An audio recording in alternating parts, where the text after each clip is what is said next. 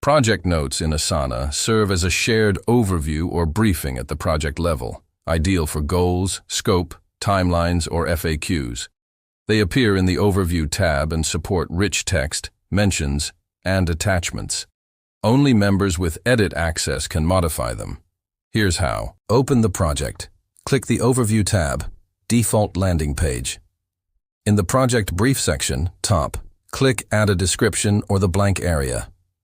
Type your notes. Use the toolbar to format, bold, italic, headings, create bullet or numbered lists, mention team members or tasks, insert links or attachments, paperclip icon, click outside the field, changes save automatically.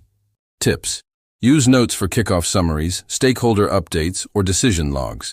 Pin key updates with mentions to notify the team. All changes are tracked in activity. Click clock icon. Convert to a message via copy to message for team-wide broadcast.